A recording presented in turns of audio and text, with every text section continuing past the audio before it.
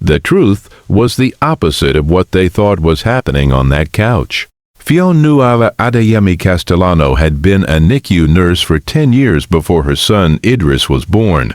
She had monitored more fragile infants than she could count, trained to notice the smallest shift in color or breath. She believed the training would carry over seamlessly into motherhood. It mostly did. Except for the one afternoon, her own dog understood something faster than she did. Idris was 9 months old.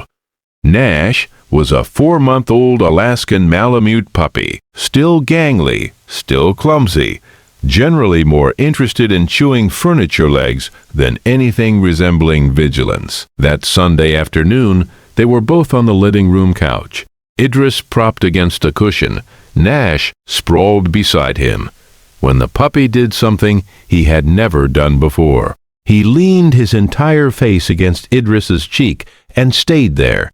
Not a quick nuzzle, a held, deliberate press, his nose against the baby's skin, unmoving, for nearly a full minute. Nash gentle, Fionnuala said from across the room, more out of habit than concern. Puppies mouthed things. Puppies leaned on things. This seemed, at first glance, like nothing more than clumsy affection. Idris didn't cry or pull away, which reassured her further. She went back to folding laundry a few feet away, glancing over periodically. Each time she looked, Nash was in the exact same position, face pressed to Idris's cheek, unmoving in a way that felt increasingly at odds with a 4-month-old puppy's usual restlessness. "He's just being a puppy," she told her partner Rhiannon, who was reading nearby. "He'll get bored in a minute." He didn't get bored. 10 minutes passed, then 15. Nash's face still pressed against Idris's cheek, occasionally shifting to press against his chest instead, then back to his cheek again, as though checking something and rechecking it. Fionnuala had spent a decade reading infant distress signals that were nearly invisible to untrained eyes. A slight color change, an altered breathing pattern, the faintest catch in a cry. She prided herself on catching things early, and yet, watching her own puppy behave this strangely, her first instinct was still to explain it away rather than examine it. "Maybe he smells the lotion I put on him," she offered, more to reassure herself than Rhiannon. Rhiannon glanced over. "He's not moving at all, though. That's not normal puppy behavior." Fionnuala crossed the room and gently pulled Nash back by the collar. He resisted, just slightly, whined once, and immediately pressed back in the moment she let go, this time nosing insistently at Idris's chest, with more urgency than before. That detail would matter. She didn't know that yet. She knelt down properly this time, professional instinct finally catching up to what she'd been dismissing for 20 minutes.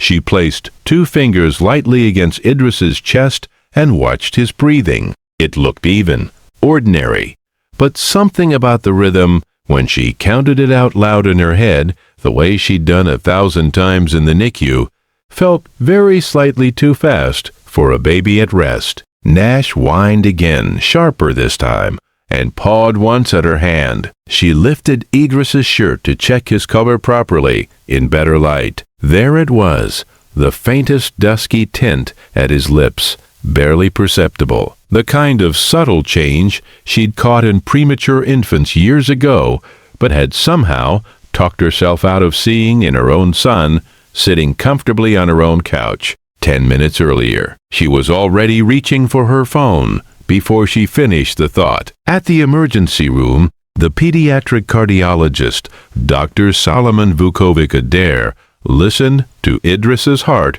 for a long moment. "There's a mild arrhythmia here that's easy to miss without continuous monitoring, especially in an infant this age who isn't yet symptomatic in an obvious way. The color change you caught was subtle but real.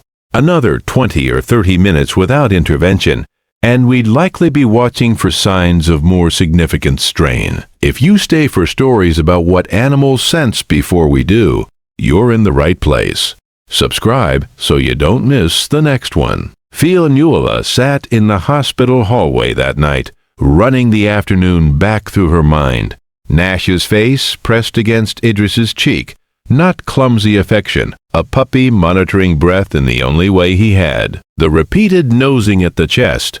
Not restlessness, checking a rhythm he could apparently hear or sense before she could.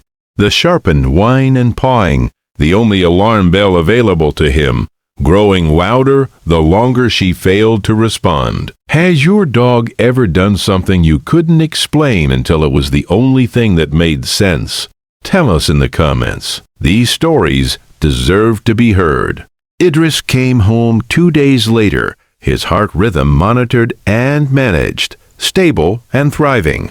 Nash met them at the door and, without any prompting, climbed onto the couch and pressed his face against Idris's cheek again, this time simply resting there, calm.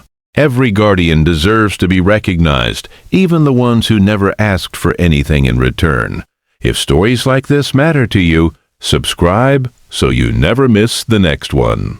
Fionnuala sat beside them that first night home, watching a 4-month-old puppy hold his face steady against her son's cheek, and understood, finally, that he had been listening to something the entire time she had been too slow to hear.